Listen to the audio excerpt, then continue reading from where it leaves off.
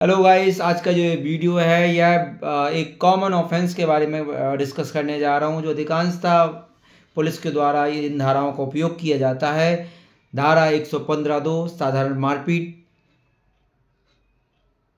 धारा 296 गाली गलौज, धारा 351(3) जान से मारने की धमकी, धारा 333 जान किसी के घर में घुसकर मारना और धारा 3 क्लॉज 5 सामान्य आशय, 2 या 2 से अधिक व्यक्तियों के द्वारा सामान्य आशय से कोई अपराध कारित करना।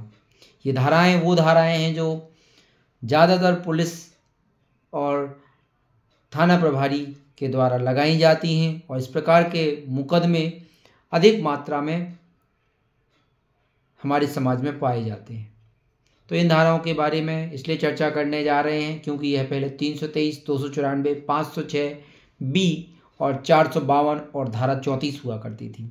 और इन धाराओं के मुकदमे देखकर, नई धाराएं देखकर आपको ये पता चल जाए कि मामला किस संबंध में है। तो बात करने जा रहा हूँ धारा 115(2). यह वो धारा है जिसके माध्यम से कोई व्यक्ति शारीरिक पीड़ा, क्षति किसी को पहुंचाता है। इसको हम साधारण मारपीट के नाम से जानते हैं। 315(1) में वॉलंटरली कॉजिंग हर्ट, स्वेच्छा उपहति कारित करना, स्वेच्छा साधारण क्षति कारित करना के बारे में परिभाषा दी गई और जिसका जो दंड है वो भारतीय न्याय संहिता की धारा 115(2) में बताया गया है। इस धारा के अंतर्गत यदि कोई कन्विक्शन होती है, दोष सिद्धि होती है, तो इसमें 1 साल तक की सजा हो सकती है, जुर्माने जो 10,000 रुपये तक हो सकता है, यह कारावास या फाइन या दोनों से दंडित किया जा सकता है। और ये जो ऑफेंस है यह नॉन कॉग्निजेबल ऑफेंस है अर्थात असंज्ञेय अपराध है। इसमें पुलिस बिना वारंट के गिरफ्तारी नहीं कर सकती है। कॉग्निजेबल ऑफेंस वो ऑफेंस होते हैं जिनमें पुलिस बिना वारंट के गिरफ्तारी कर सकती है। साथ में ये जो अपराध है यह बेलेबल है, न्यायिक मजिस्ट्रेट के द्वारा इसको ट्रायल किया जाएगा। इसके बाद आती है बात आती है क्योंकि ये साधारण सी बात है, जब कोई किसी के साथ मारपीट करता है तो अधिकांशतः उसको गाली गलौज करता है। तो गाली गलौज की धारा को भारतीय न्याय संहिता की धारा 296 में बताया गया है। कोई मारपीट करते हुए गाली गलौज करता है तो धारा 296 भी 115(2) के साथ लगती है। साथ ही अधिकांशतः पाया जाता है कि वो जाते जाते ये कह के जाता है कि यदि तुमने पुलिस को कार्यवाही करने के लिए कोई काम किया या किसी के साथ कोई रिपोर्ट करने की साजिश की तो मैं तुमको जान से मार दूंगा, या मारने के बाद ये धमकी देते हुए जाता है तो मैं जिंदा नहीं छोड़ूंगा। तो ये जो धारा है ये क्रिमिनल इंटिमिडेशन की धारा है, आपराधिक अभित्रास की धारा है, जिसको भारतीय न्याय संहिता की धारा 351 क्लॉज 3 में परिभाषित किया गया है और दंड के बारे में बोला गया है। यह जो ऑफेंस है यह 7 साल तक की सजा, फाइन और दोनों से दंडित किया जा सकता है। और यह जो अपराध है यह नॉन कॉग्निजेबल असंज्ञेय प्रकृति का है, बेलेबल है और न्यायिक मजिस्ट्रेट प्रथम वर्ग के द्वारा विचारणीय अपराध है। साथ में अधिकांशतः देखा गया है कि जो अपराधी किस्म के व्यक्ति होते हैं वो कभी कभी घर में घुसकर मारते हैं, संपत्ति में घुसकर मारते हैं। तो इस अपराध के बारे में जब किसी के साथ उसके घर में, उसकी संपत्ति में घुसकर उसकी दहलीज के अंदर किसी को मारा जाता है तो एक और धारा जो 452 हुआ करती थी अब वो 333 है। इस 333 धारा के अंतर्गत यदि किसी व्यक्ति को, किसी फरियादी को घर में घुसकर मारा गया है तो एक ये कॉग्निजेबल ऑफेंस का गठन करता है जिसमें 7 साल तक की सजा और जुर्माने का प्रावधान किया गया है और यह एक नॉन बेलेबल ऑफेंस है।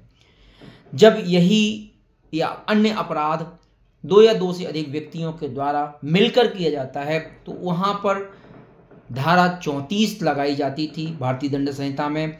अब यह धारा भारतीय न्याय संहिता में धारा 3 सब क्लॉज 5 के अंतर्गत है। यह कोई दंडनीय अपराध नहीं है, यह खुद से कोई अपराध का गठन नहीं करती, लेकिन जहां धारा 3 क्लॉज 5 लिखा होगा तो आप ये मान लीजिएगा जो अपराध किया गया है वो एक व्यक्ति के द्वारा नहीं, एक से अधिक व्यक्तियों के द्वारा किया गया है।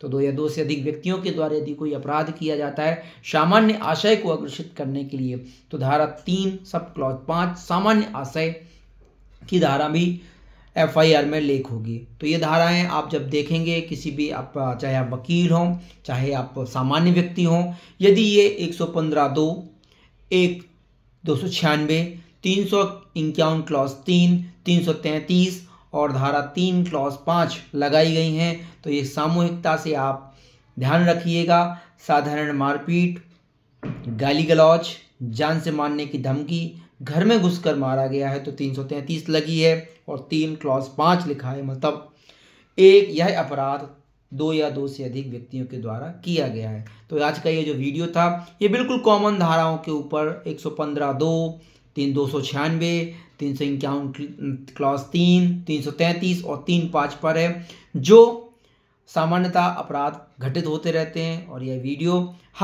उस सामान्य व्यक्ति के लिए है जिसको ये पता नहीं कि कौन कौन सी धाराएं और किन अपराधों के अंतर्गत उसको दर्ज की गई है। तो यहाँ पर याद एक जानकारी और देना चाहूँगा, यदि यहाँ पर 452 अर्थात 333 भारतीय न्याय संहिता की धारा 333 लगी है, तो अधिकांशतः ये मानिए कि जिस दिन आपकी चार्जशीट पेश होती है उस दिन शायद आपकी जमानत नहीं होगी।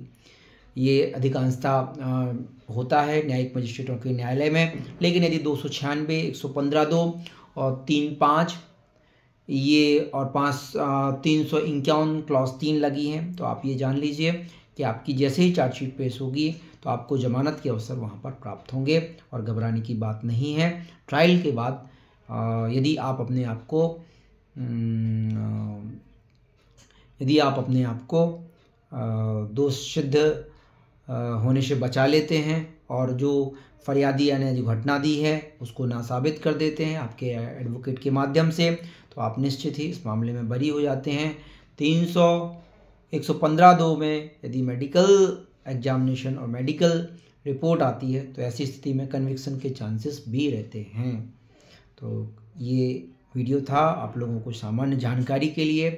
115(2) मतलब साधारण मारपीट हुई है, 296 अर्थात मारपीट के दौरान गाली गलौज भी किया गया है, 351 क्लॉज 3 अर्थात जान से मारने की धमकी भी दी गई है, 333 घर में घुसकर मारा गया है, 3(5) मतलब 2 से अधिक व्यक्तियों के द्वारा यह अपराध कारित किया गया। तो ये था वीडियो आप लोगों को सामान्य जानकारी देने के लिए कि आखिर 115(2), 296, 351, 3, 333 और 3(5) क्या हैं, और ये आपको सामान्य जानकारी के लिए था। आपको यह वीडियो अच्छा लगा तो हमारे चैनल को सब्सक्राइब कीजिए। हम और भी कॉमन जानकारियाँ, कॉमन लीगल अवेयरनेस के रिगार्डिंग वीडियो अपलोड करेंगे और आप लोगों की लीगल एडवाइस के तहत सहायता करेंगे और आपको लीगल नॉलेज, कानून का ज्ञान, जागरूकता फैलाने का प्रयास करेंगे। धन्यवाद।